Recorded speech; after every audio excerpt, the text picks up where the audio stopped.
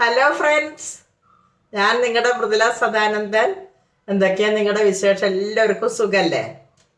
ഞാനിന്ന് നിങ്ങൾക്ക് വേണ്ടി ഉണ്ടാക്കുന്നത് ഒരു അടിപൊളി ഷെയ്ക്കാണ് ഉണ്ടാക്കുന്നത്.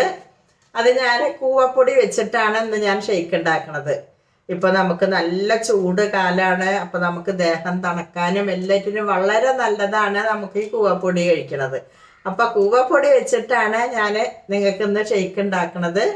അപ്പം ഞാൻ അതിലേക്ക് എന്തൊക്കെ സാധനങ്ങളാണ് എടുക്കുന്നത് എന്നുള്ളത് ഞാൻ കാണിച്ചു തരാം.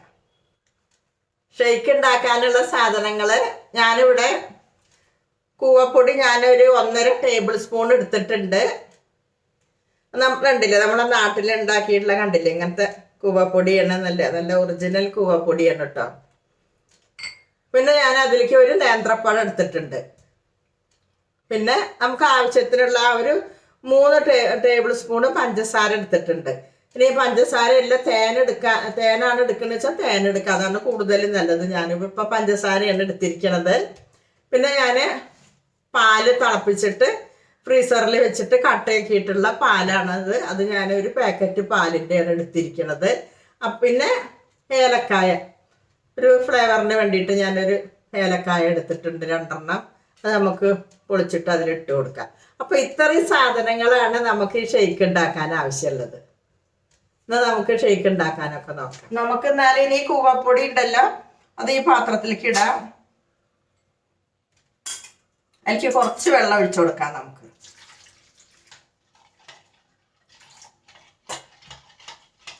കുറച്ച് വെള്ളം ഒഴിച്ചു കൊടുത്തിട്ട് നന്നായി കലക്കി എടുക്കുക.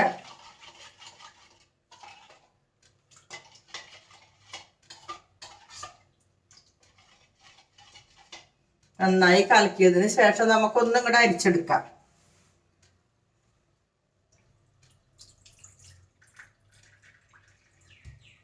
ഒന്നുകൂടി കലങ്ങാണ്ട്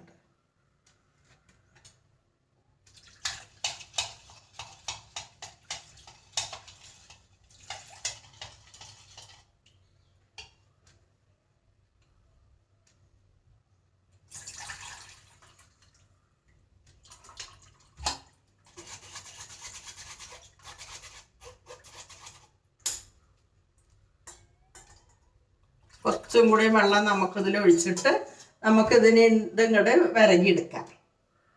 ഞാനിവിടെ ഗ്യാസ് കത്തിച്ചിട്ട് നമുക്ക് പിന്നെ കൂവപ്പൊടി ഇങ്ങോട്ട് വിരകിയെടുക്കാം.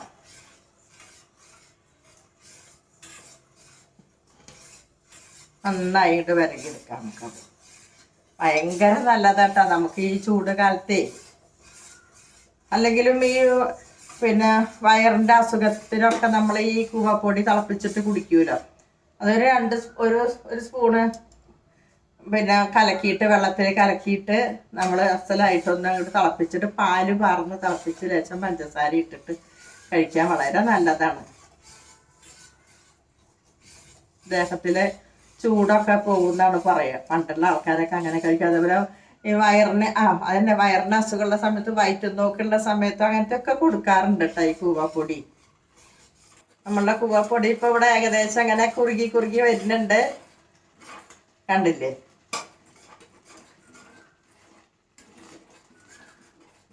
ഒന്നും കൂടി ഉണ്ടായാൽ നമുക്കിത് ഇങ്ങോട്ട് വാങ്ങി വെക്കാം.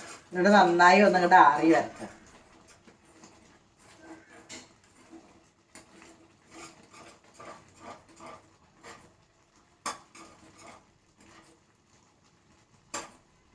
കണ്ടില്ലേ, നല്ല കൂവപ്പൊടിയുടെ ആ ഒരിത്. നമുക്ക് എന്നാലും ഷെയ്ക്ക് അടിക്കാനൊക്കെ നോക്കാം. കണ്ടില്ലേ നമ്മളുടെ കൂവപ്പൊടി, ഇത് നമുക്കിതിലേക്ക് ഇട്ട് കൊടുക്കാം.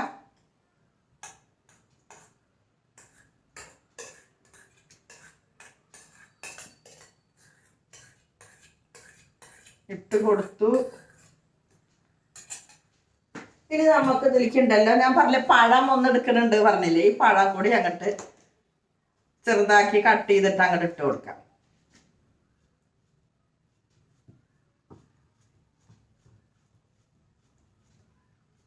കട്ട് ചെയ്തിട്ട് ഇട്ട് കൊടുത്തു. ഇനി ഒരു ഫ്ലേവറിന് വേണ്ടി ഞാൻ പറഞ്ഞില്ലേ ഏലക്കായ ഇട്ട് കൊടുത്തു. ഇനി നമുക്ക് പഞ്ചസാര ഇട്ട് കൊടുക്കാം. അതിൻ്റെ ഒപ്പം തന്നെ നമ്മുടെ പാല്.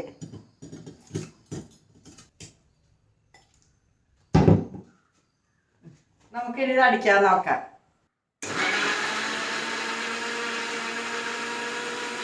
നമ്മൾ ഷേക്ക് അടിക്കൽ കഴിഞ്ഞു. ഇനി നമുക്ക് ഇതിലേക്ക് ഗ്ലാസ്സിലേക്ക് ഇങ്ങോട്ട് മാറ്റാം.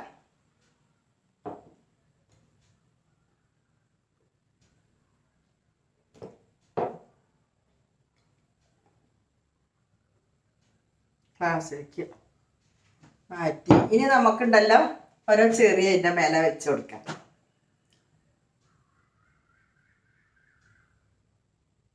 ചെറിയ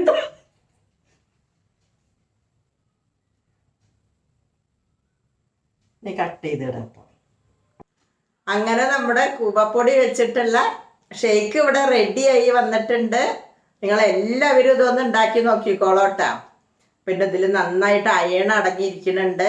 അതേപോലെ തന്നെ ഇത് നമുക്കൊരു പ്രോട്ടീൻ പൗഡർ ആയിട്ടും ഉപയോഗിക്കാം. കൂവപ്പൊടി അധിക ദിവസം അങ്ങനെ കുറേശ്ശെ എടുത്തിട്ടൊന്ന് കഴിക്കണത്, അങ്ങനെ ഒന്ന് കുറുക്കിയിട്ട് കഴിക്കണത് വളരെ നല്ലതാണ്. പിന്നെ നമ്മൾ ചെറിയ കുട്ടികൾക്ക് ഒരു കുറുക്കായിട്ട് ഇത് കൊടുക്കാറുണ്ടല്ലോ, കൂവപ്പൊടി, റാഗിപ്പൊടി ഇതൊക്കെ. അപ്പോൾ ഇതേപോലെ നിങ്ങൾ എല്ലാവരും ഒന്ന് ഉണ്ടാക്കി നോക്കിക്കോളോ, പ്രത്യേകിച്ചിട്ട് ഈ ചൂട് സമയത്ത്.